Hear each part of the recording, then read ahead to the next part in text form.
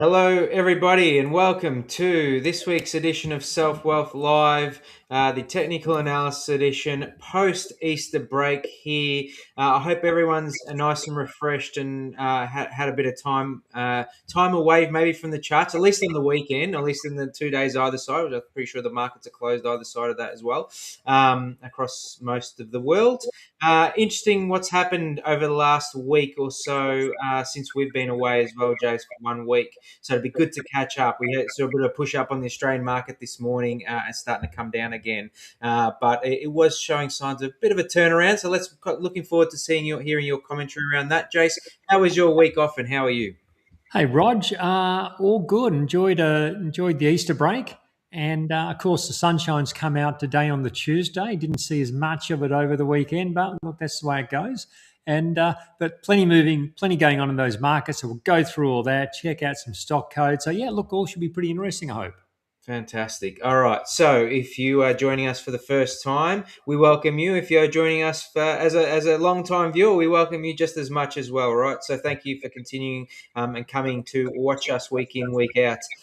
If you didn't already know, what we do is we analyze the Australian market, the US market, and the Hong Kong/China market, which are the three markets that are offered on the SelfWealth by Saif platform when you're wanting to invest. And that's the reason why we do those three. Of course, if you want us to have a look at some other international markets, we can do so. So you can pop that in the chat as well. If you've got any general questions around technical analysis, because that's what we look at, the price charts and the how to analyze from a technical analysis price chart perspective. That's what we're looking at. And then obviously it's your tickers. So if you want to pop in your tickers on the live chat down as we go, I can see already a few coming in, which is great to see. Great to have you here, obviously. We'll do the best we can to get to one from every person. And if we've got time, I can try and always circle back. Other than that, Jace, let's have a look at that disclaimer, please. Okay, so of course, everything we do today, general commentary only, no personal advice. And we've got a graphic we can put up, and that just goes through all of that. I'm also not part of SelfWealth Safe. My business is Motion Trader. So you see my details up the top, licensing, general commentary and all. And then beneath there, the SelfWealth disclaimer. Same thing, general commentary, licensing. Everything is wrapped up in that graphic. Fantastic. Thanks, Jace. All right. So we've had this 4-day break now. The things are still happening over in the Middle East there. Hopefully there's an end in sight very soon. But prices here in Australia with petrol are still quite raised and there is a lot of talk. What does it look like on the charts here in Australia? How's it panned out over the last week or so, mate? Yeah, well, let's go over to our charts. We'll start off with the ASX 200 and go through this local market first. So from peak fear, I think we had like peak fear a couple of weeks ago to now we're at hopeful anticipation that maybe the worst is over. And once again, we it's one of those situations where we've had a quick move from above the moving averages to below the moving averages, and that has resulted in a rebound back to the moving averages, and that's where we find ourselves now. And we talked about this possibility a couple of weeks ago. And the setup for that was really the setup for the rebound is when you get a rapid adjustment in investor thinking. So when we're at an all-time high, people are thinking one things, and then events change. We know what the event in this time around is. There's a rapid adjustment in expectations, and often when that happens, you get that adjustment, and it often goes too far. And then once it goes too far, you get the snap back in the opposite direction, which is very much what we've been experiencing in the last maybe couple of weeks. So now we have the snapback. What happens next? Where do things go to from here? Well, of course, we don't know where they're going to go, but we can use the chart and the price action to try and work out where that new path of least resistance might be. And I think this is where assessing the price action is so important. The key here is to identify if the buying pressure is strong, or whether it's going to be a rally that's sold into. So a shallow rebound, for instance, that didn't gain momentum, that would be a concern, and that would be a sign of the rally being sold. But look at what we have so far, just over the last weeks, a couple of days before Easter, and just coming out of it coming out of Easter now. It's been a strong rally. And now that rally just this morning, it's touched above the moving averages, just come down a little bit now, but it has been a strong rally back to just above the moving averages. So at this stage, that's a sign of the dip being bought actively. One of the possibilities we discussed recently was of maybe a big trading range forming. And that, like we've had a trading range really over recent months, and whether that trading range extends. Could that trading range extend over the next few months? Maybe prices trading either side of the moving averages for potentially several months. All sorts of ways this could play out, but that's just that is one of the things to keep in mind. And I think that's a real possibility.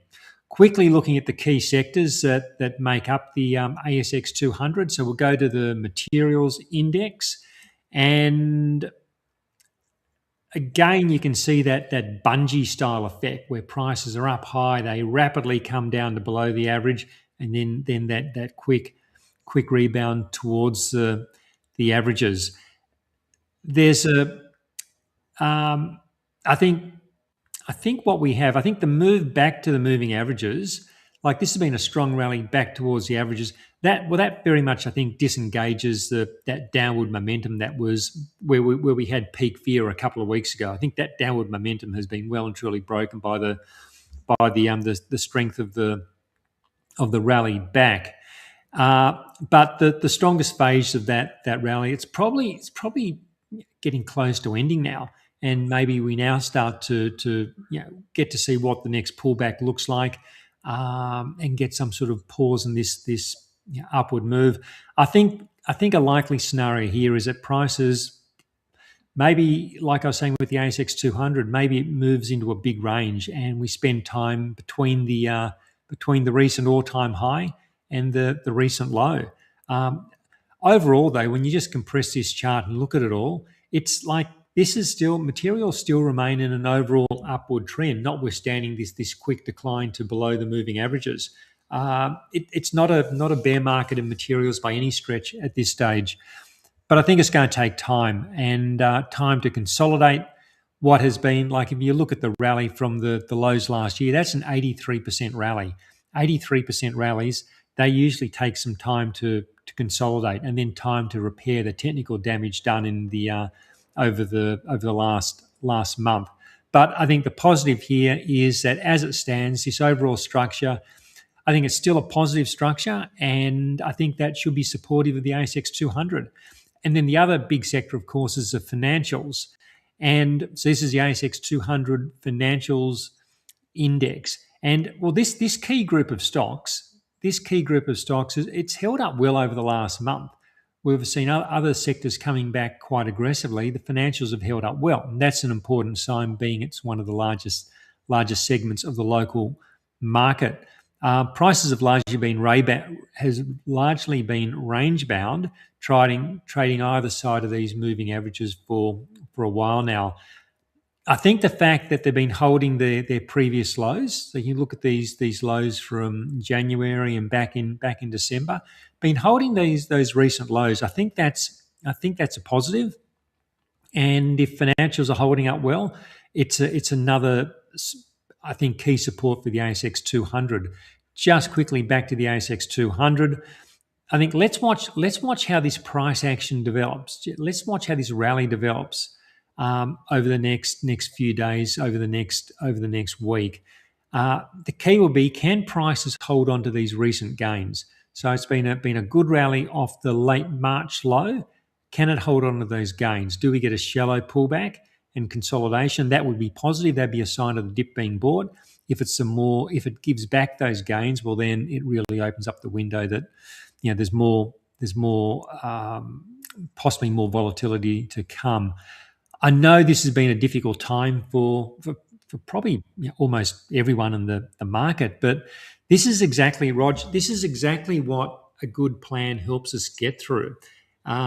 It's about acting systematically, not emotionally. This whole sell-off on the way down, it's like it's trying to avoid panic. It's trying to avoid other people's fear. it gets harder to make good decisions when things get volatile. And so rather than having to think on the spot and make things up about what we're going to do next, it's like if we have that systematic mindset, if we've got a set of rules, we follow that. It doesn't mean it's easy, doesn't mean we're not going to give back money, but it can help keep us on a more medium to longer term track and help keep us in the game when a lot of people go, look, this is just too hard. I'm selling up. I'm going to go do something else. So yeah, I just can't overemphasize enough the importance of good planning and the discipline to follow that. That plan. Except there's going to be money given back. That's how this works. But if you can stay with your process, I think that's what gets us through and then takes us on to the next upward swing, which inevitably comes at some point in the future. Yep, some great points right near the end, and I emphasised those points in that post that I did on LinkedIn. Actually, it was hard, like exiting a lot of positions over the last few months, but my proudest part of that is having the plan and executing on that plan, right? And not, I had to give, you have to give some back, obviously, as you say, but I'm still well above the averages of my target. At this point. And I think the other thing I'll ask Jace, do you ever look at the, just to confirm, because a lot of the times people see just this short term picture, right? We're about to head into a recession, technical, whatever it is. But uh, do you ever look at the weekly or monthly charts? Because obviously, this is actually a question that someone's popped down the bottom here, Peter. So thanks for that. But having some perspective on, like, obviously, we're at all time highs over the last few decades, and it's just been an upwards trajectory. So if you put this little blip once again in perspective, we're still in an extremely, what I did a show back last year with Gary Stone. He called it a secular bull market, right? Is there any chance we can have a look at some weekly and monthly charts just to have some perspective, right? So Yeah, I think you need to be careful when you look at weeklies and monthlies. I've switched over to the All Ordinaries because there's more data on that. And let's start with a weekly first, and we compress the data. And some people will look at this and go, "Oh, look, it's just so high now. It's surely it can't go any further. There's got to be a big crash." And they see like how far it's come, and these big downward phases that occurred during the chart.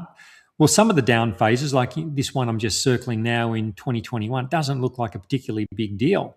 But at the time, it was a huge deal. But the weekly chart compresses it all and makes it look like it's just passed by with like ripples under a boat. But this is what the weekly chart does. It really does compress time. And if you when you look at just a normal price chart, price action from past periods seems really small. So there's the 1987 crash there. It doesn't look that bad, really, does it? It's smaller than the last year's sell-off, but that's completely wrong on percentage terms. This was massive, but that's what a weekly chart does. It makes the past look not such a big deal, and it makes the current time look just so extended. See, then it's about maybe converting it to a log scale. I won't do that now. We'll just drag on a little bit more. But it's like you look at it on a log scale, and then it graphs based on percentages. So these past periods are more meaningful. Looking at, and when we look on a monthly, I'll go to the US for this because we've got more data again. So I go to the Dow, and let's put the Dow on a monthly, and it's almost meaningless. Like this looks like nothing was happening until everyone woke up in the late 90s. But of course, heaps was happening through here, but you can't see it on a monthly chart. And it makes the current period look like this enormous spike. And some people will look at this and say, "Oh, this is out of control. It's a major spike.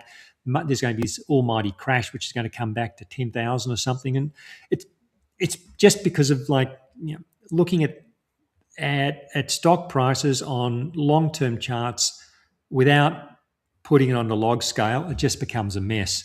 Like if you go back to an earlier period, well, look, there's a great crash there, and all the price action now that just looked like nothing was going on. Of course, there's a whole lot going on, but the monthly chart just compresses everything, and again, it's like the price goes on. I think if you're looking at a monthly chart and you're thinking things look so high they can't go any higher, look, often they do. Often when things look so extended, nothing can go higher. They do, and you can be waiting a long time on a monthly chart for big downturns and such. I think keep it simple. I think keep things on the daily chart. That's react. That's reactive enough to the situation of the time. We've got 1,500-day moving averages. We can see price action developing around that, price structure developing around those relatively slow moving averages, 50 and 100 days. It's not like you get they're rapidly changing based on what happens on one day. Maybe look at a weekly chart, but I'd prefer just to keep focused on those medium term trends rather than trying to get too hung up on looking too far back. And also the problem you get when you look at, as we saw on those monthly charts, a lot of that price action then just disappears. Yeah. All right. Fantastic. I hope that answers your question there, Peter, as well. As I was saying, it's kind of like more having to see perspective along the charts as well, but not necessarily using it for analysis, right? Rog, I think we want to look at more than a couple of years. Like we just take it like a couple of years is just a snapshot. We need to be able to see a bit more than that. So I like to compress the chart and get some perspective. But here's now we've got close to 10 years, and that's good. We can get a good perspective from just getting 8 to 10 years worth of data. I don't think you need to get 40 or 50 years worth of data. From here we can see trends, we can see lengthy consolidations, we can see crashes. That gives us a good perspective like that. I think if you zoom it right in and we're looking at the last 9 months, well, then you're just looking too closely. You've got to step back a bit, but don't go step back so far that you're dragged into monthly charts where a year drag. It's you can be waiting for a long time for a monthly chart to evolve, waiting for a long time for prices to fall below monthly moving averages, and it's just you never do anything. So the daily charts I think are the key to moving the whole game forward. Fair enough. All right, let's have a look at the US markets then. We're just on it. So the S&P 500. S&P 500. We've got a bounce, but should we trust it? Should we trust this bounce? The S&P 500, it's put together several good days in a row.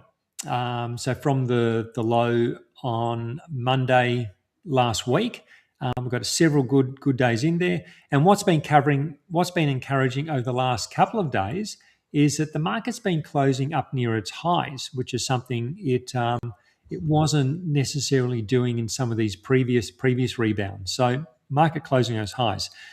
I think that's somewhat encouraging on its own. But is this enough to turn the whole thing around? I think it's too early to judge just at this stage. We really don't have a great deal of price action. While the reprieve from the selling, I think that's helpful. It removes some of the panic, disengages that potential for a severe decline, which was developing about a week ago. It does disengage that, so that's useful, but it doesn't change the vulnerability, which does still exist in this structure.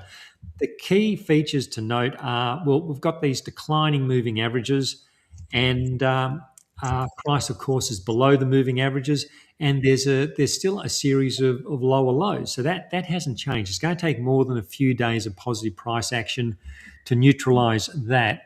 And when we come over to the NASDAQ, same applies over here.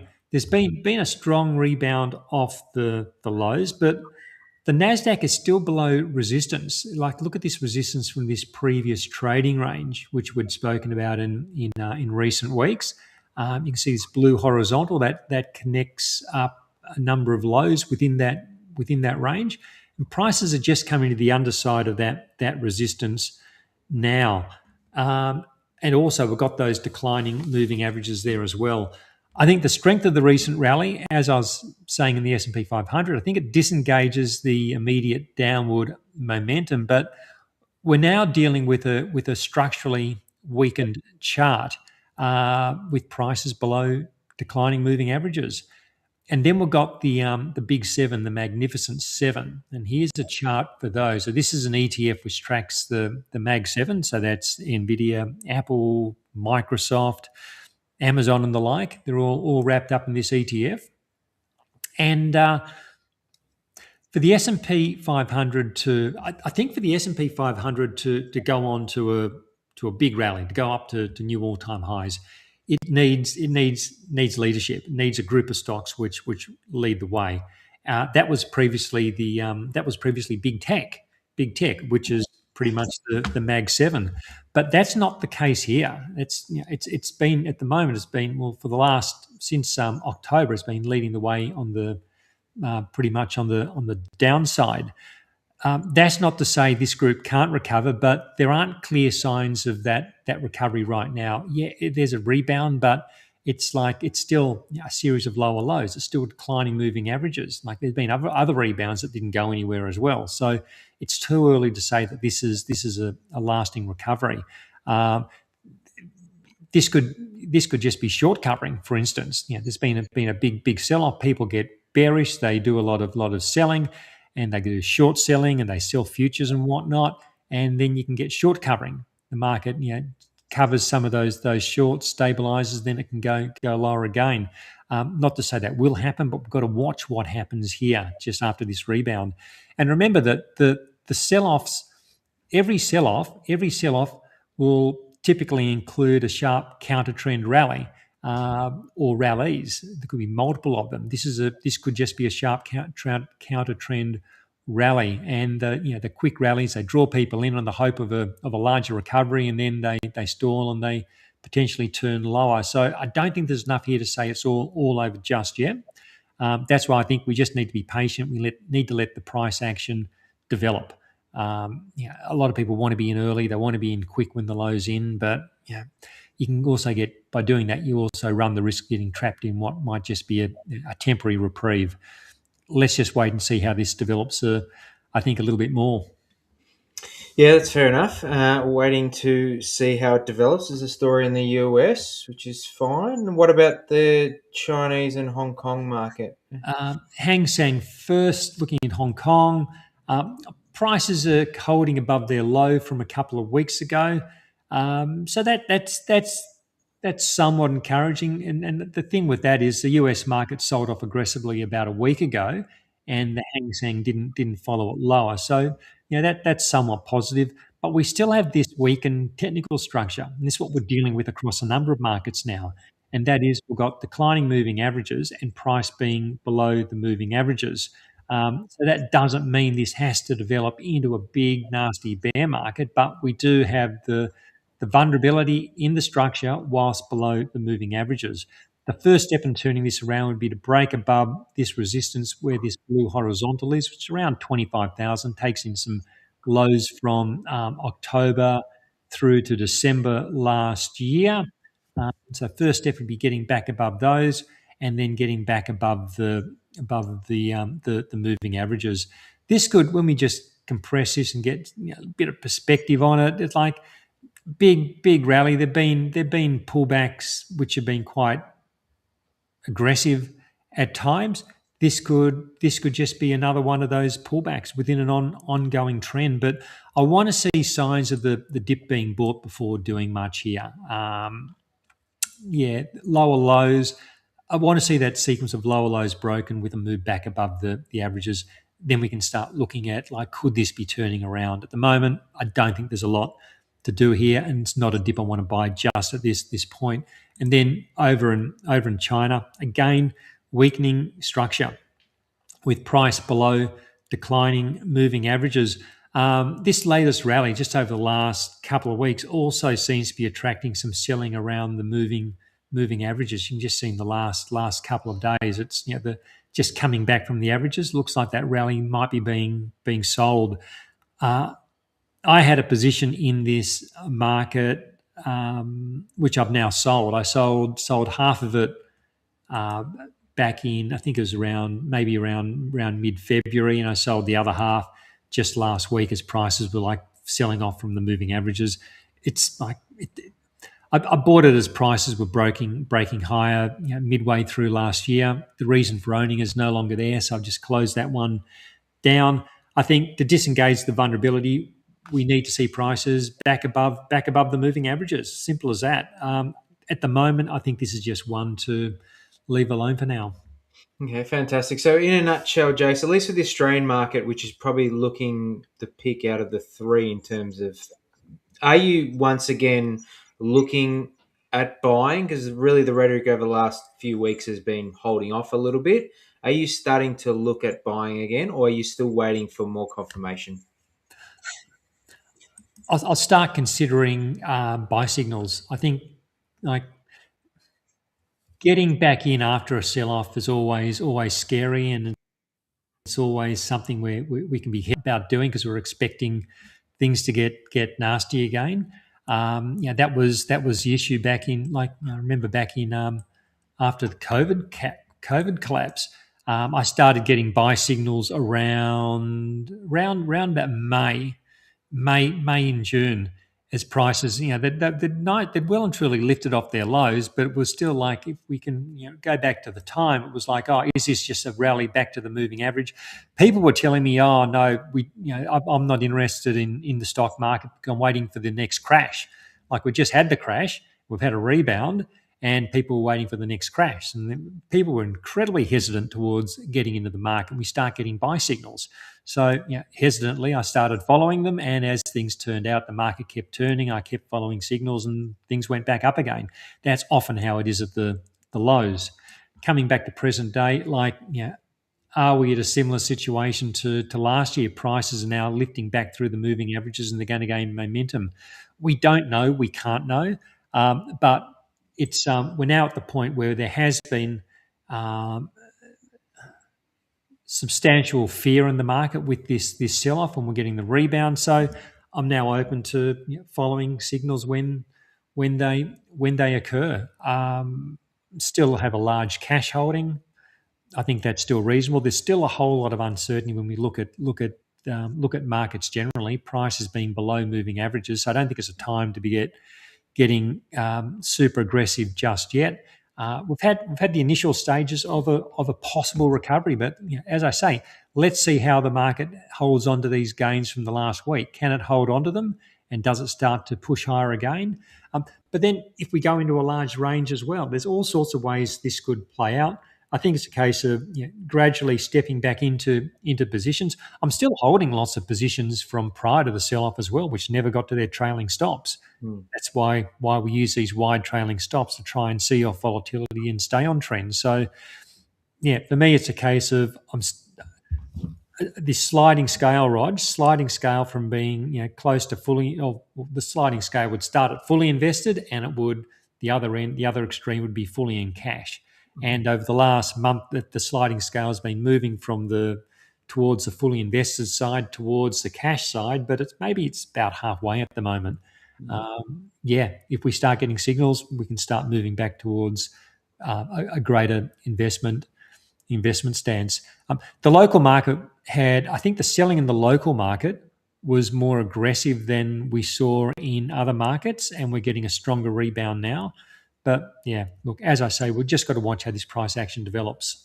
Yeah. All right. Fantastic. Thank you. All right. Let's have a look with our with our first ticker of the day, and it comes from Bob. Let's have a look at EVL, please.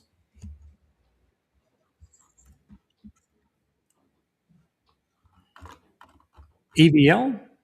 EVL. Yep. Is there one there on the ASX? I don't see an ASX for EVL. So it's not E or V, it's EVL. Yeah, that's okay, Bob. If you want to just pop it in down the bottom if we've got that wrong. Let's look at SVR, please. Oh, there was one there on the CBOE. Sorry, go back to EVL. EVL. Is that one there on the CBOE? Oh, that says a U afterwards. Okay, all right. No, sorry, I missed that. CVR, please. CVR.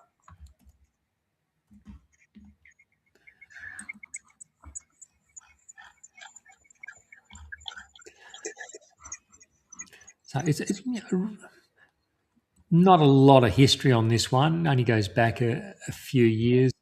It's like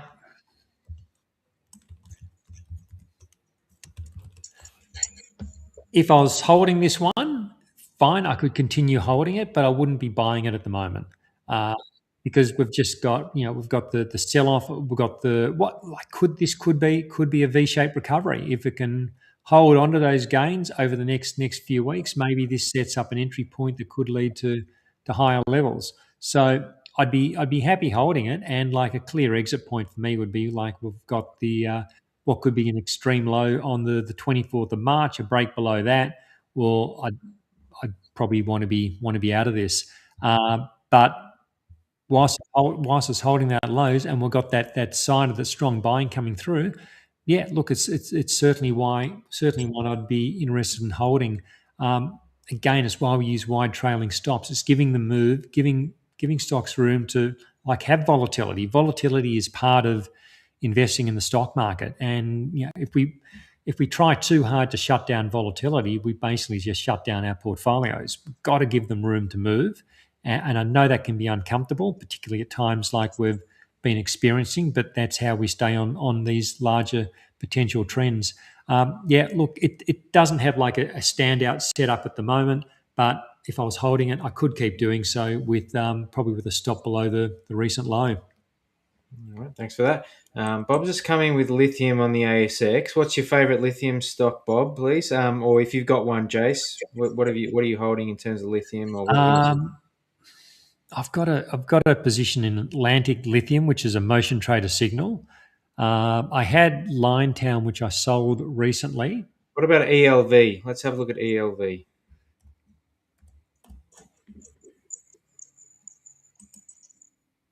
Is this yep, lithium? All right, we Yeah. get this one here. Well, this is a I think an interesting structure. Like you look at how far this stock has fallen, and like is this like a rounding basing structure which has formed over the last 18 months or so?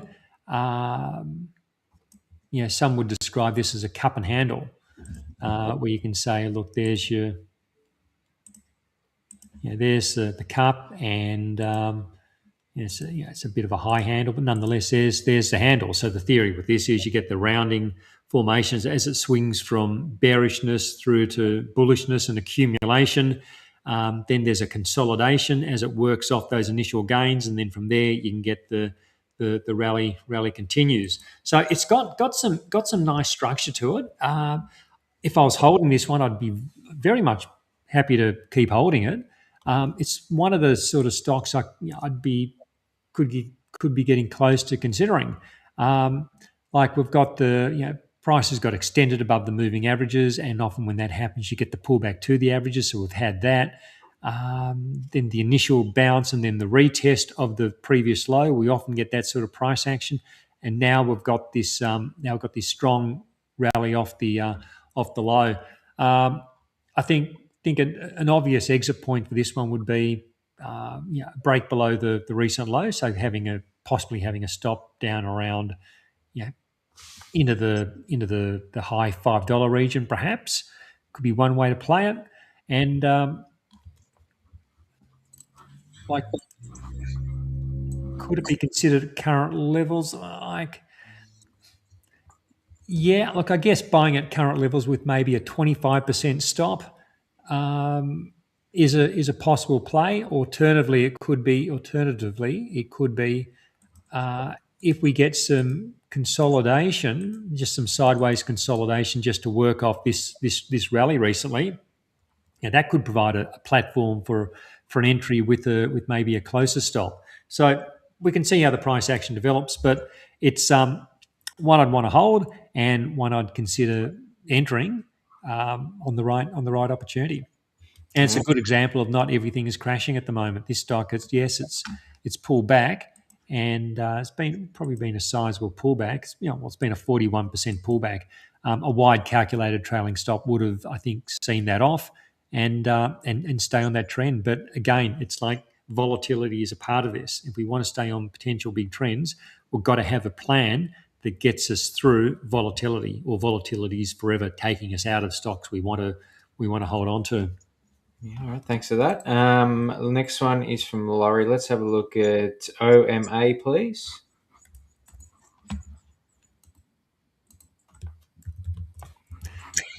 Yeah, well, this not surprisingly, it's an oil stock and it's been going up, and it's. I know this is a motion trader stock. I can't remember where the signal was, but it was at lower levels.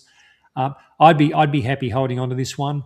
I'd probably be hesitant. I'm hesitant to probably do a whole lot of buying in oil stocks at the moment, just because like if we got a resolution in the Middle East and things became less bad, there's that potential for oil to rapidly come back. So it's like at current levels, I don't know that energy stocks are what I'd call an asymmetric entry point. So asymmetrics where you can say we've got relatively low, relatively small amount of risk to take this trade, but we've got a large potential payoff if it works. It's given that I think to buy an energy stock at current levels, you need to have a pretty wide initial stop just to see off day-to-day volatility. Like this stock could come back, drop a few cents just within the day within normal volatility. But I think letting these positions run when if we're in good oil stocks that are running, great. I want to hang on to them, but probably being a little bit careful around buying them at current levels.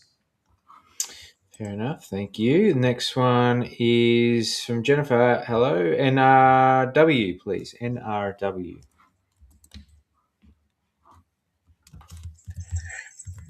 NRW. We don't have a code for that.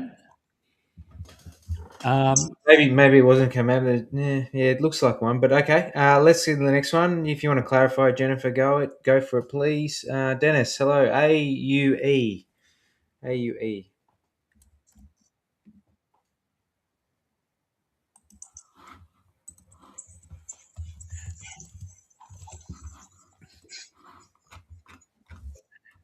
Yeah, look, I'd say at this point, I'd say the upward trend is still in place, and this is volatility. Like we've seen sharp moves before that have gone from above the moving averages to below, and have stabilised and then started moving up again. Got the nice V-shaped rebound off the low. The key is this: like how does this latest rally develop? It's the same situation we have with the ASX 200, and none of us know how this is going to play out. This isn't about predicting what's going to happen next. It's about trying to understand how the price action is behaving. Does it appear that rallies are being sold, or does it appear that dips are being bought? That's what we're trying to see. So it's not like we can say this is going to happen next week because we don't know. We're trying to minimise our downside whilst keeping a foot in the market, and it's one of the most difficult times where we are at the moment, because it's not clear. It's not clear. Do we have a developing downtrend in markets which could go on for months, or are we getting towards the tail end of an unpleasant pullback? So it's just not clear cut where the path of least resistance is at the moment, and I think this is going to be the ongoing theme in all the stocks we look at. But at this point, we could say that look, this has maybe been part of it, like part of a big sideways consolidation following a large upward phase. A key point will be the recent low. So if this continues to, like say this were to just stall below the moving averages, then it could set up for breakdown and lower levels. So this could continue to deteriorate over the months to come. But that might not happen either. So this is why I say, look, a break below the March low would probably be enough to say, look, okay, this is probably now breaking down. The structure's now the structure's deteriorating further. I just want to be out of this.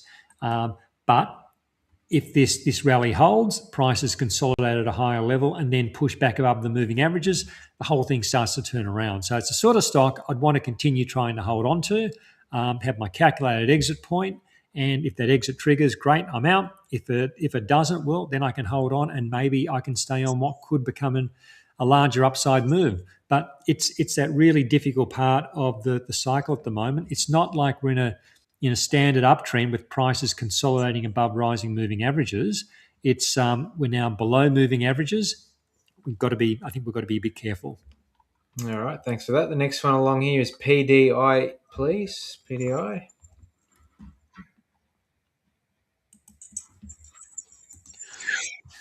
Nice V-shaped recovery so far. I'd be staying on board if I had some. The pullback, 33% pullback. I think a wide trailing stop would have seen that off when we just look at the size of some of the previous trading ranges. It was a stock which had wide ranges, so it would have had a wide stop.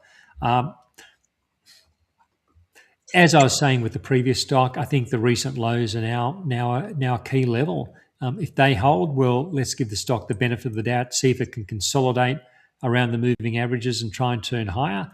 But if it gives back the rally, makes new lows, well, then maybe the structure is then changing in this stock and it's time to exit. But for now, I'd be continuing to hang on if it was in my portfolio. But yeah, look, I'm not in a hurry to buy it here. It could go through several months of just chopping in a range. I don't think there's a hurry to do a whole lot here at the moment. All right, thank you. Next one is ORBS, please. Must be a US stock, I'm assuming. Yep. No, it's just too hard. This one, it's still below these moving averages. It's barely bounced off the bottom. It's in a you can't even get the whole scale because of this spike in the price action. But there's unfortunately there's nothing positive about this price action to talk about. I think it's the path of least resistance. Yeah, here remains to the downside, I'm afraid. Fair enough. What would you need just for the sake of this viewer or whatever? What would you need to see to make it start looking a bit more positive there, Jace? It's going to take more than a day or two. Like you can see, there was a positive day a couple of weeks ago, rally back to the 50-day moving average, and that rally was sold. Now we're down back here at the lows, and it's just sitting on the lows at the moment. The dip's not being bought. It needs to get above the moving averages as a first step. It's got to get back above the moving averages, and that's quite a rally.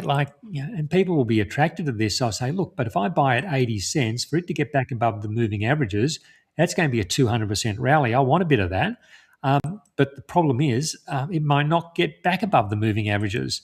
It hasn't been able to do so yet. So if you've been buying on the anticipation of a rally back to the averages, well, it hasn't happened. You keep losing money on it. Yeah, a lot needs to happen to turn this one around. It needs a big rally, but then people say, "Oh, now it's up 200%. I've missed it." It's just, it's a tough one. I don't think it's a tough one for me because I just don't want anything to do with it. It's in this trend and it's sitting on its lows. Yeah, look, there's not even anything to look out for at the moment, Rog. It's going to take a lot to turn it around. All right, thank you. Next one. Hello, Bryce. It's NEM, please. And that's not to say it can't turn around, but it's it's just not where I think we can find better probability setups elsewhere. Mm-hmm. Was that NEM? Yep. So it is interesting to get some longer term perspective on this. We were talking about longer term perspective before because Newmont goes back a long way. Newmont, our data goes back to the late 60s. And just putting this latest rally into some perspective, it's like, well, you can see this is it's once in 50 year sort of price action to get some sort of spike this large. And it's also the moving averages don't come on the monthly chart. Let me go back to a weekly chart and you look at it on a weekly basis. And it's still really stretched above the 50-week moving average. At some point, it will come back to the 50-day at the 50-week moving average. We just don't know where. So, is it at higher levels where they meet? Do the moving averages keep moving higher and price meets at a higher level? We don't know, but it stretched above the averages, had this initial move towards it. I suspect gold stocks are in for a longer consolidation. I don't think we're going to new highs anytime soon. I think it could take a while for this to work through the extraordinary rally we've seen. And you saw how extraordinary the rally was when we looked at the monthly chart. Now, I've still got exposure to gold stocks largely through ETF. Um, I did sell down some gold stock ETF exposure last week, but then I'm holding onto others longer term. Yeah, look, I just think this is going to take a while. If I was holding Newmont and it was a motion trader stock, it hit motion trader stop losses during the sell off recently. I'm pretty sure. So, like if I was holding on for, like if I bought the breakouts back in April last year, I'd be now, and it was in my motion trader portfolio, I'd be selling it.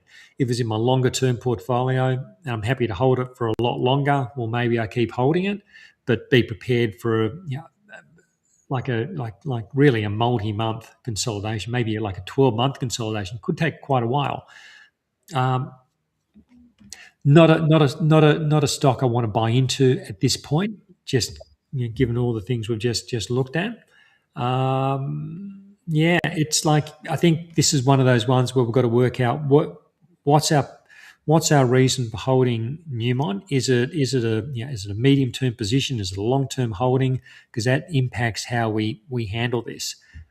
If it's medium term positioning, well, we're probably considering like has this done enough to sever the upward momentum? I think maybe it has. In which case, maybe it's time to think about moving it on. If it's a longer term core holding, well, then that's another matter. Yeah, gold was a big story last year. I won't be surprised if it now takes some time on the sidelines to just consolidate before the potential of more gains in times ahead. All right, thank you. We'll circle back to Jennifer's now that we've got some clarity. NWH, please, which was a motion trader signal.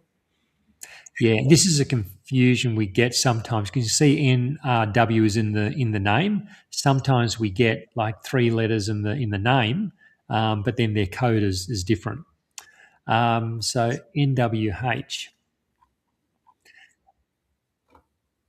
Yeah, look, the trend here remains up. The moving averages are they're still positive prices. Yeah, it's dipped below it, but not by much.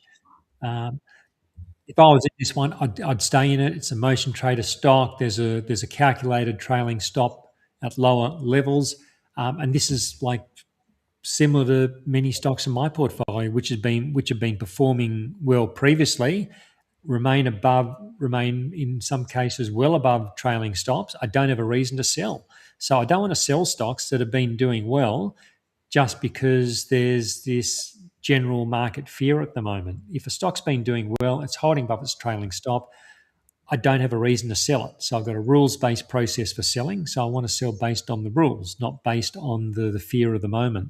So for me, this would be a hold. I don't think there's a hurry to buy at the moment. We can see whether it stabilizes around here, starts to push higher. I think there'll be plenty of time for considering entries in the weeks and months ahead. But for now, for me, this would be a hold.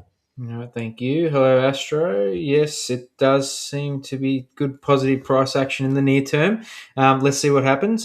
He wants us to look at ORG, please.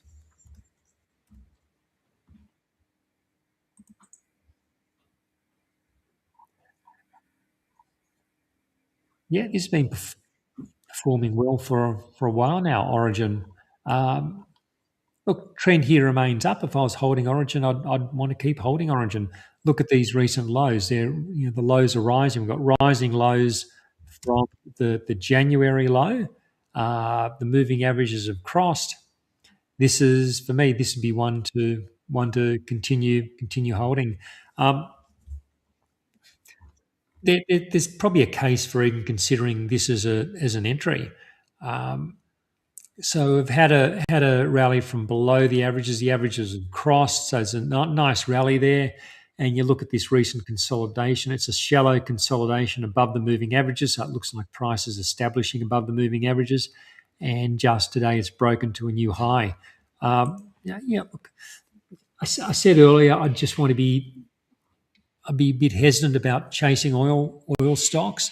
You'd have to look at Origin's mix if you just work out what exactly it is that they do.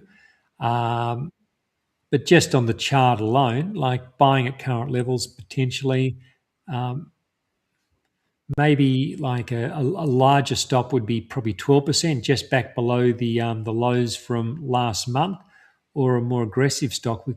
We could use that more recent low, and maybe about 6%.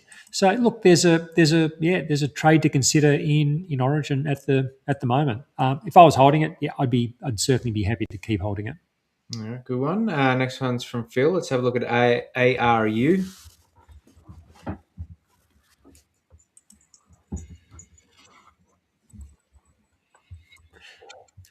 It looks like it's trying to build its way higher. Like look at the lows. The lows are all rising. You have good rallies, and you have the pullbacks which take longer. Quick rally, then longer pullback, quick rally, and pullback to the averages. So it's like stepping higher. I'd be happy holding this if it was in my portfolio at the moment. I could It's down today. Like just looking at its closed last week.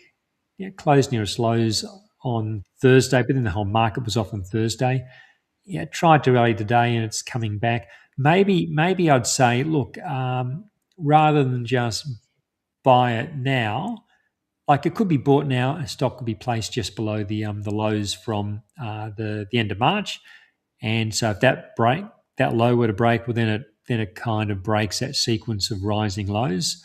Um, but rather than buy today, maybe I could see whether um, firstly hold on to these recent gains and then break to another high and buy a break to a new high. So buy to a break to a new high and have a stop maybe back at the 50-day moving average.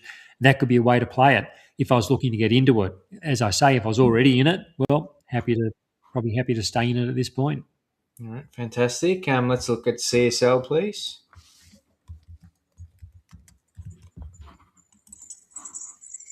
It's just a downtrend. It's yeah. Like this is a stock I spoke about a number of times in the weekly strategy sessions I do on Friday, where members give me all the stocks they want me to look at, and this is one we looked at a number of times, and there was like a big trading range which broke to the downside, and once these things break to the downside, breaks from big ranges tend to lead to big trends, and that's been the case here. It's been a big unraveling in CSL, which is ongoing. It's a stock I would have exited a while ago, and not a stock I'd be looking to buy the dip in at this point. It's before I can consider this, it's got to get back above the moving averages, and that's probably not something that's going to happen in a few days. It's going to take time to turn it around. I think it's just one to leave to the side for some time. And it's a good example that great stocks can go into tough periods, and this is one of them. It's why, like, buy and hold an ETF. I think yes, I could hold an ASX 200 ETF and just put it away long term. Doing that with individual stocks, I think it's harder. It's harder to be long term holders of individual stocks because situations can change. Like we can point to like a CBA example where long term holding has been absolutely amazing. Then there's other stocks where you hold long term and the stock ends up delisting. So longer term holdings I find trickier. This isn't a stock I'd want to be holding over any time frame just at the moment. All right, thank you. We've got about 6 stocks to go, Jace, before I drew that line in the sand. So let's have a look at Brett's BXN.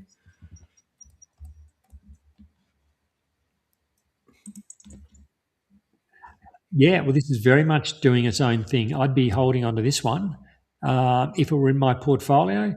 Um, it's like, we can see how this pullback develops. Maybe it sets up another buying opportunity. But certainly a stock I'd continue holding. Like, it's just looking at the relative strength that's been showing. Oh, it's not even relative; it's the outright strength that's been showing when compared to the ASX 200 and even the emerging companies index. It's a strong stock. So I'd want to stay on this trend, give plenty of room to move, and depending on how this pullback develops, maybe it sets up a new entry opportunity. But look, probably need to stress it's a 6 cent stock, so I'm always wary of low price stocks because they can do their own thing, but a lot of low price stocks, I think we could also say most low price stocks don't go on to become market leading stocks.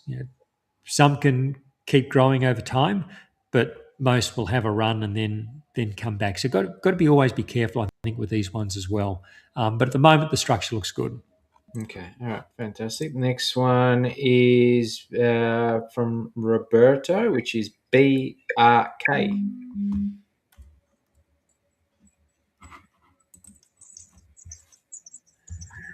Yeah, trends up, continues to be up. I was holding it. Yes, I'd keep holding it. It's stretched above the moving averages. Look, I'd be hesitant to be buying it at this point. But if I was holding it, 100%, I'd be keeping it in my portfolio. Wide trailing stoppers, like, it's way back down, below the moving averages.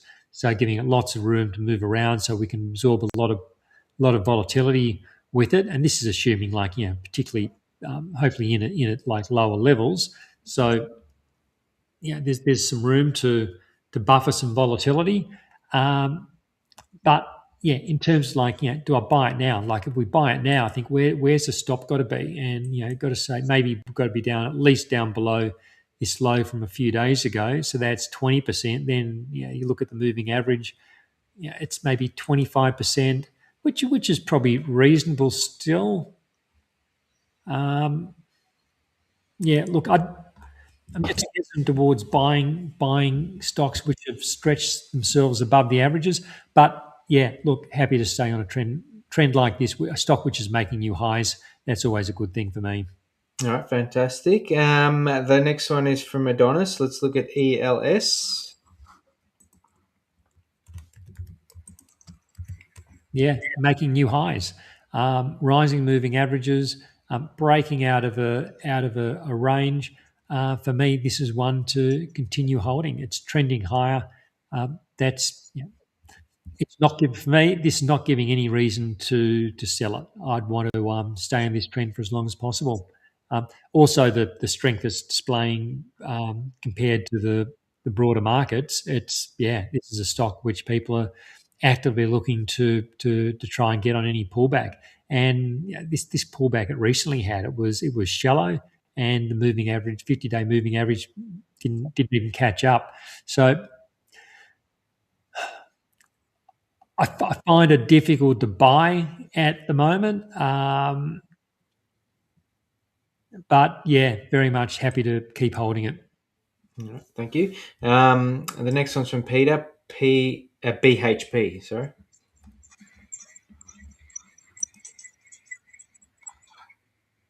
Yeah, it's like what we looked at with the materials index earlier. It's like BHP has almost doubled from its April low through to its recent high. So it's not surprising that we are getting some volatility, and it's pulled back. But when we take in, like, some more data, there's 10 years of BHP. You can see it's had a multi-year consolidation, and now we've got a breakout from that consolidation and a pullback. I think the overall trend in BHP is up. I'd be happy to continue holding it, and don't be surprised. I think if there's, like, I don't think it's going to go and make new highs and just go charging higher in the near term. Like there's a big rally there, the pullback. So there's technical damage done within the pullback, which then needs time to repair. So this is where we often find large ranging periods develop. That's what I suspect we might see in BHP and materials generally over the coming months. But if it's part of a longer term holding, that's I'd very much be hanging on to it. Even if like being bought in more recent times as it was breaking higher, wide stop. Try and stay with it. All right, fantastic. DRO, please, Michelle.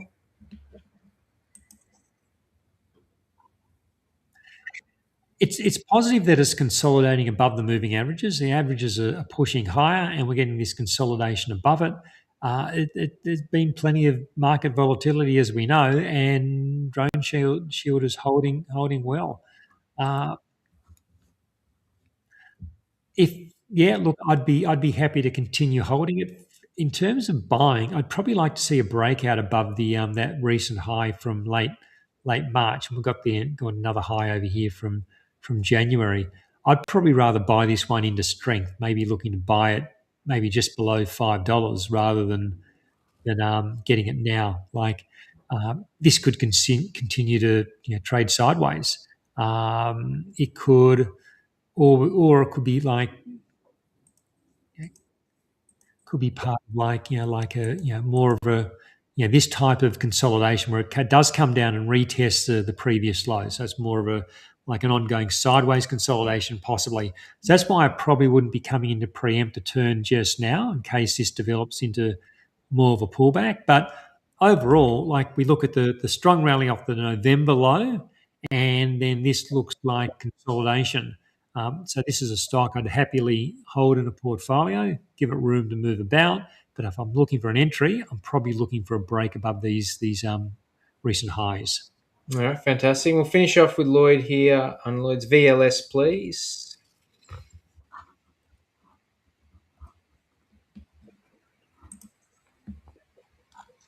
Yeah, look, it's trading around the moving averages. I'd be happy to hang on to this one. We can use this low from January. Late January is probably as a key point. Probably don't want to see it breaking below there. But at this point, this trend remains intact. It's seen off a lot of market volatility in recent weeks. I'd be happily holding this in my portfolio. I don't need to come in and buy it at the moment. I'd probably rather see it rally off these moving averages, then consider it as a new entry point. But for a position, if I already had it, I'd be happy holding it. Keep an eye on this low from back in late January, early Feb. We don't want to see that break, but the structure at the moment remains positive. All right, fantastic. Thanks, Jace. Look, obviously, there's quite a few tickers past when I've said, look, we're not going to accept any more tickers. So just be aware if you are new or you're coming along. We start our show from 12 o'clock Australian Eastern Standard Time. Obviously, it's no longer daylight savings here in Melbourne and Victoria, so just be aware of that. Be sure to get on, before 12:30 and pop your tickers in, because if you come in really late at the end of the show, we'll probably never get to it, right? So, and then we try and get to one ticket from each person. So thank you once again for coming along, everyone. Just as always, be aware that we provide a general advice only show, and Jason's amazing information and education that he provides obviously is always general advice only, right? So be sure to comment and like or subscribe down below as well. Thank you, Jace, for once again another great week. That was good to go through all that, Rog. Lots of interesting things going on at the moment, and so good to be back this week to go through it all. And hopefully that's helpful. Hopefully it gives us some ideas. Like, a lot of people think, oh well, why can't you just tell me what's going to happen next? I just want to know what to do next, but we don't know. So keep coming back to having that plan. So the plan doesn't tell you what will happen, but it helps get you through in a in a consistent manner that helps avoid emotional mistakes, which are also common amongst those that don't have plans. 100%, Jace. We're here to educate people on the possibility, on the probabilities, I should say. Obviously, teaching people how to fish and not just giving them the fish, right? Because we don't know, right? We don't know what is going to happen, right? So, but let's hope things turn around, keep on going up, see what happens, and everyone have a great week ahead. And we will see you again next week, Tuesday, 12 o'clock Australian Eastern Standard Time, and we hope to see everyone there. Have a great week. Take care. Bye.